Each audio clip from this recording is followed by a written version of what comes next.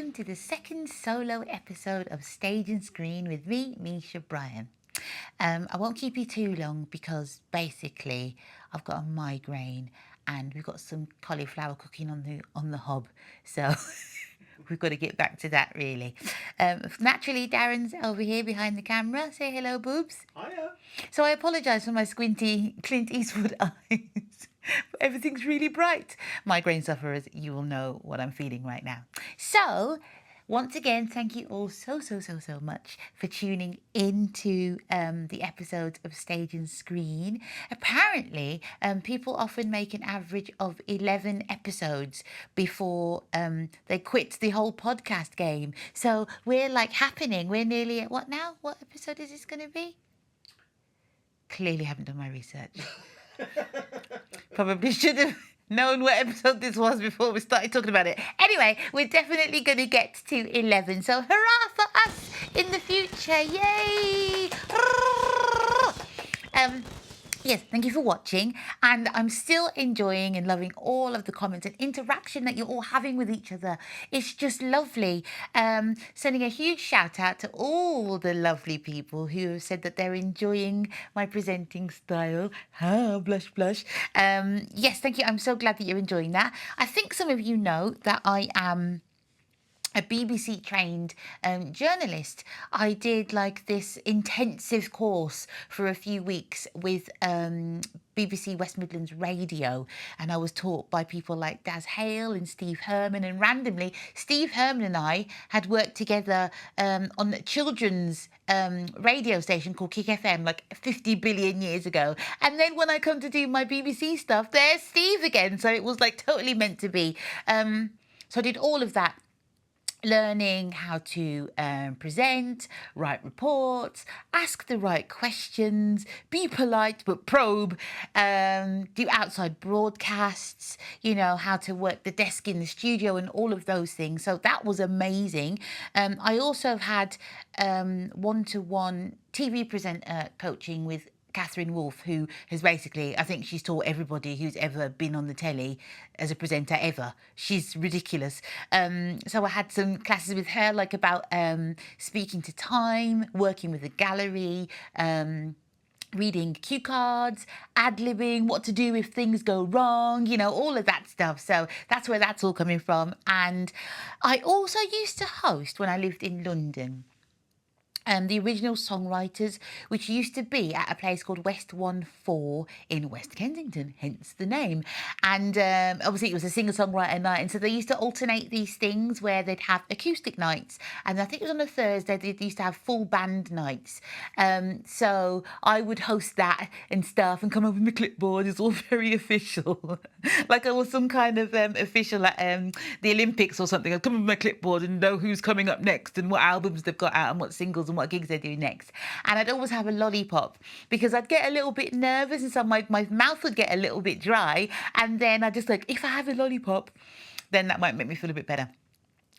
Or I could have just drunk a bit of water, but that's not as rock and roll, is it? So yes, I've been doing all kinds of things forever. I once presented this thing called Track, Field and Road TV, which was like a baptism of fire. Standing in the middle of a field, watching people run across country in the absolutely torrential rain is how you learn how to present people. That's what it is. When you got an interview the winner like this. So, well done. How do you feel about it? It's so ridiculous. And I got paid tuppence halfpenny for doing it as well. But that's okay because, you know, you got to cut your teeth somewhere, haven't you? So, yeah, I've been doing all kinds of things. And I think also being a singer and having to front bands, you know, being in funk and soul bands and singing BVs for people and all of those things, you're kind of presenting the whole time, aren't you? Because you've got to have a good connection with your audience, and sometimes you've got to chat to people and, you know, get them involved. So, yeah, it's one of the things. So thank you very much to all the people who like my style. It's an amalgamation of lots of different experiences. And to anyone who hasn't mentioned liking my style, thank you as well, because that means you're engrossed in the content and I'm just kind of like here to just deliver the juices that my lovely interviewees are bringing forward. Okay, so the episodes that we've had so far, because yes, I said I'm going to do this every 3 or 4, and so far it's been every 3. even though this is my only second one. I'm like, oh, I'm such a veteran. Which means I could have added up how many episodes we've done, right? But that's too much maths. Too much maths. So the last few people we've had. So was John Altman. So Darren knows John Altman. So if you know this story already because you've watched his podcast, then, just bear with me for a minute. Darren knows John Altman from having worked with him at the 10 Rooms. Or is it called the 10 Room? I can never remember. I think it's the 10 Room. Okay, I'm always adding on extra letters. From working with John at the 10 Room 20,000 years ago. And so we had a brilliant time. In fact, it was a lovely day driving down to meet John. I had a headache on that day as well, didn't I? I always have a migraine. Let's just get that out there. I have chronic migraines. So there is no day that goes by when I don't have a headache. And I've had one since April 2022. It'll be April the 18th, 2022, when I was going off to sing on a cruise ship.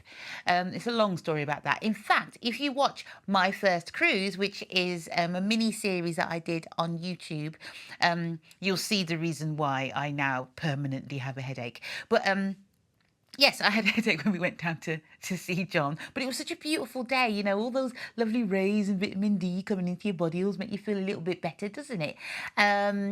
And yeah, John's got so many stories. I mean, it's just ridiculous. And you're looking at like BAFTAs and Emmys, and it's just like, oh yeah, Grammys on the wall and all kinds of things. It's just normal in his hallway. You might have a little picture of you and your dog or something on the wall, and John's got like pictures of him with Björk and stuff. So that was great, and it was nice for Darren and John to catch up. So that was lovely, lovely, lovely. And then afterwards, when we did finish filming, they did actually watch old footage of them from the 10 Room, and it was mad because it was like John Legend was on there. Who else was on there? Amy Winehouse was on there. Ridiculous people. So that was really nice for them to have that catch up. Then the next person we released was Lee Hall, wasn't it? Lee was next, and if you've already watched his podcast, then bear with me. But I know Lee from working on the precursor to a Bob Marley musical that ended up being in the West End. And it ended up being called Get Up, Stand Up. But I think it was called Marley when we were doing the workshop. And it was just a brilliant experience. Lee's just a lovely person. And it's like you've had such huge success. And the way he's just incredibly grounded, it's just a marvel. And his is a two-parter as well. But it's so inspirational, just all of the things that he says. You think, yeah, that's true, actually, isn't it? And you can see why he's such a brilliant writer, because he's so in touch with his own emotions and then able to unashamedly put them out there. It's like, I'm feeling this and I'm going to put that into the thing and I'm going to hopefully make you feel something as well. So yeah, every day after rehearsals I'd be coming back and ringing Darren, because obviously I was staying down in London, and I'd be like, oh yeah, the writer Lee is amazing, he's really, really good, and all of that stuff. And yeah, it was just a really, really brilliant conversation. And it was our first one that we'd done remotely as well. So that was a nice little learning curve, wasn't it, Bubs?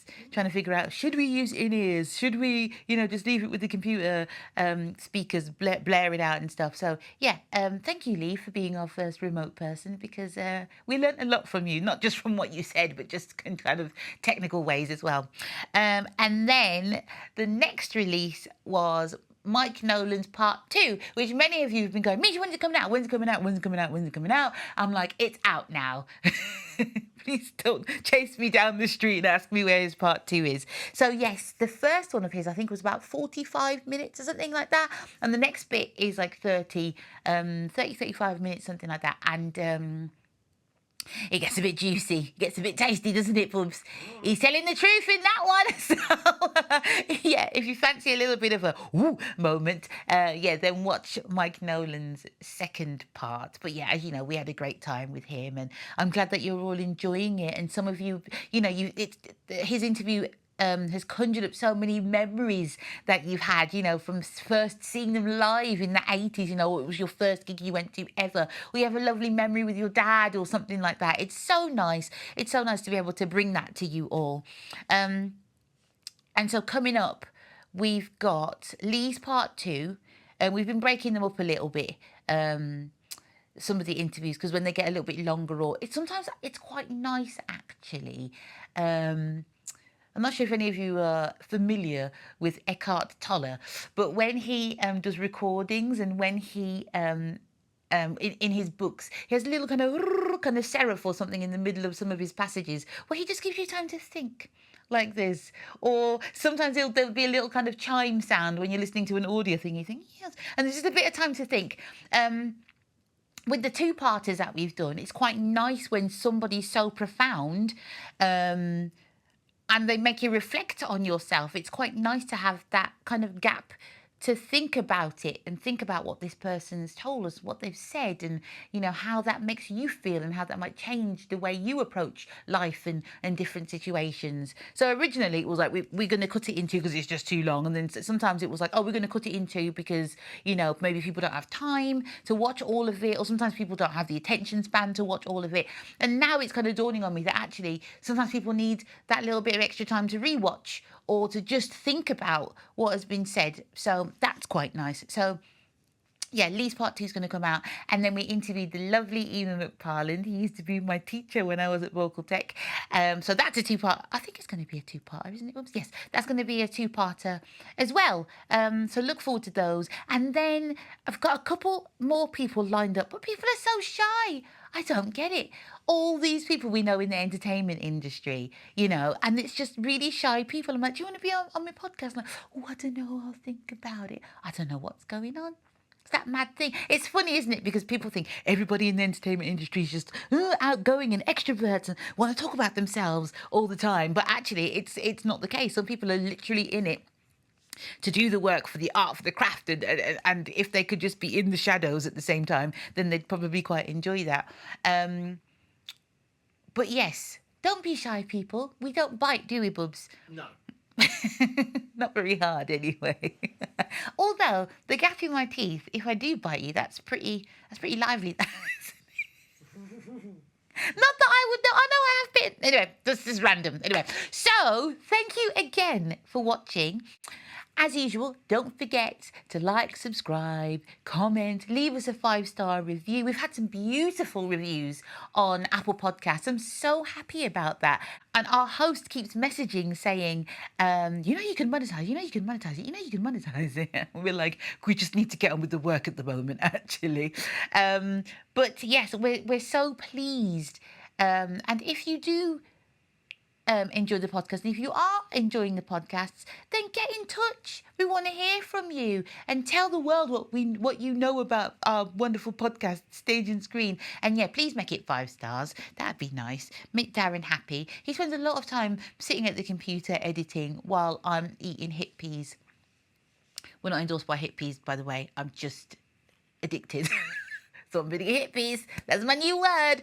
It would be really, really lovely. Just give a little shout out to Darren, because you see me all the time and then you never see him, and he's just there like humping all the gear around, and I'm having a hot chocolate like, oh. That's not actually true though. I do help, don't I? Yeah, you do. And when he does his gigs and stuff, I help him with his drum kit. I'm like his roadie, glamorous roadie with the curly hair. Yeah. If you happen to have missed any of the podcasts, or you've only tuned in for, say, like Mike's or Lee's, then go and check out some of the rest of them. Honestly, every single person has been hand-picked. It's not one of those things where you just blanket email the entire world and go, do you want to be on my podcast because we need content? It's not one of those things. We've actively sought to pick out brilliant, fantastic people that we can all learn something from, so please do go and watch the other podcasts, because as I said, it's not just good for, our viewing figures and all of that stuff. It's like you can learn something new about somebody else, or learn something new about the session world, or how somebody writes, or where they're coming from, and it just helps us to just be more kind of rounded, finished people, more complete people. So yeah, go check out the rest. And when you do check out the rest, and when you have learned something, let me know in the comments what it is that you thought about, and if someone has inspired you to head off and do something that you never thought that you would have done before. I'd really, really love to hear about that. So yes, keep tuning in, keep coming back. I'm going to go and check out the cauliflower now and then put some other food around it because we need to eat, don't we, Bubs?